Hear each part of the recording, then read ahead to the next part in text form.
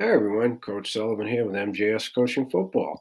First of all, I hope you subscribe to my channel. And then secondly, my background, this is my 38th year coaching football. I've either been a defensive, offensive, or special teams coordinator, as well as a head coach at both the collegiate and high school levels.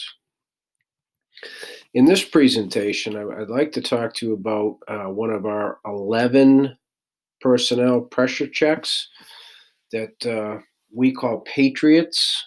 The coding system for this 11 personnel grouping is New England professional sports teams. And so since the Patriots begin with P, this is a plug family blitz. So that's why up in the top left corner, Patriots equals an 11, which means 11 personnel, offensive personnel. It's a pressure check. Okay. So if you see my 2120 pressure check playlist, I give you all the details as to the concept behind what a pressure check means, but I'll do that now as well. In the top right, this was against the University of New England, which is an up and coming program, and they really had some pretty good skill football players. So here's the concept behind pressure check. All I do is signal Patriots, and that means the following. It's 11 personnel. In this particular case, it's a blitz to the tight end because 50 mo, 50 is the front. It's the front, the stunt, the coverage. It's how we handle various backfield structures. In other words, how we cover the halfback in this blitz. Okay. It is also the tendencies of our opponent with 11 personnel, which is built in, and why we call Patriots. So you teach your kids all of this by having a pressure check specific to the grouping. It really helps the kids focus on the specifics of this particular offensive grouping and what the offense is trying to do with it. Okay. And it gives you the ability to have built in checks for your pressure without reinventing the wheel. And I'm going to show you that as I go through the presentation. Okay. So, as an example, up here, the University of New England, the backfields were away. So that's in this diagram. It's all east, but it's also away. 2, so over here would have been west, but 2, and so away is from the tight end. 2 is again on the side of the tight end, and then there's also pistol. So they used all three. They even had the quarterback under center, but when that happened, it was a quarterback sneak. So we had a different plan for that. Okay, so when you have a pressure check concept, easy for me to say, you're enabled to incorporate all of the specific aspects of the data and analysis, that you've learned through film study, right? The tendencies of your opponent with this particular group of players on the field, 11, right? One back, one tight end, and what they're trying to accomplish. And by having it built into the pressure check concept, they're better able to get all that into the kids, and they're more likely to focus and connect everything. A big part of this generation is, why are you doing it? They honestly need to know why. Okay.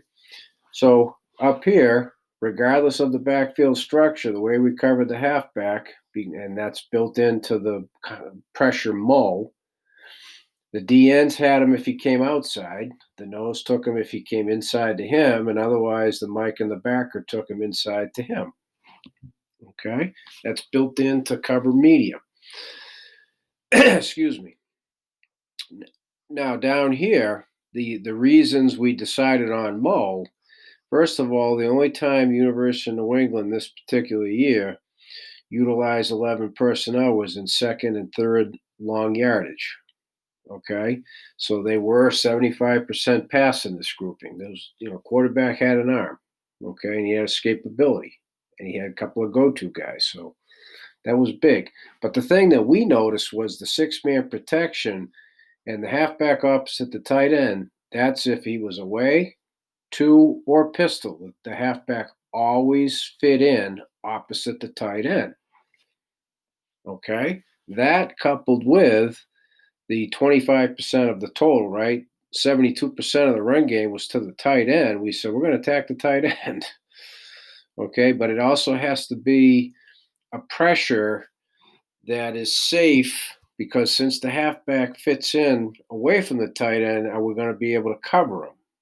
Okay. Because they had shown enough of screen to the back, but more importantly, check releasing if you didn't have any pressure, that we wanted to be able to cover it up. There's nothing worse than 3rd and 14. They throw a little outlet to the running back. He picks up 15 yards first down. I mean, that's right. Cardinal sin as a defensive coach. So those are the reasons that we picked Patriots to be Mo. Okay. So it's not just Patriots itself, because it could be any of our plugs. We chose Mo for this reason. Okay, again, whether the halfback was to the tight end, pistol, or away, he fit in opposite the tight end when it was a pass protection play. So consequently, the tight end was always in. He was one of the go-to guys, very athletic, by 6'4". I want to say it was about 218, if I remember correctly. Okay.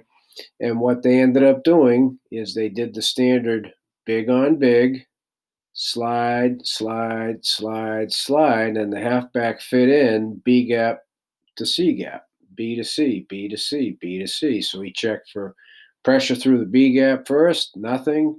Checked outside, and on occasion he would check release. Okay, so hence why the plan to cover him in those scenarios. Okay, if you want the specifics about Mo, see my Plug Family playlist. It's one of the favorites.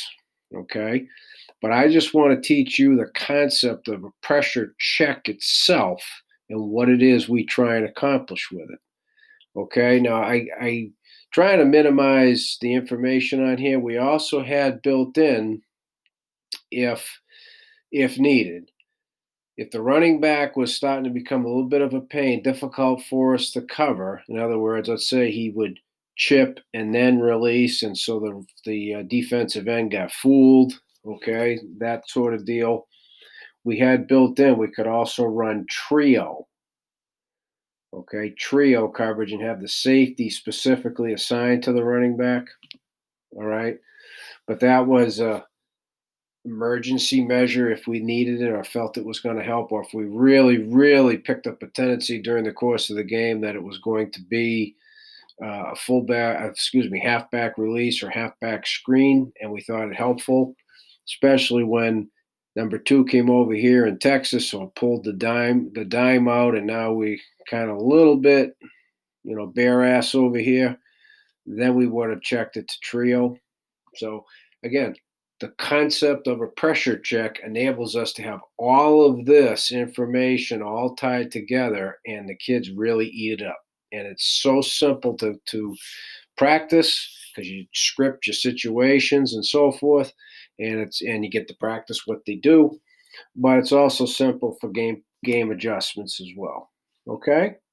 So as I mentioned at the beginning, I hope you subscribe to my channel, and I also hope that if you have any questions, you'll reach out to me at coachmjsullivan@gmail.com because I'd love to talk football with you.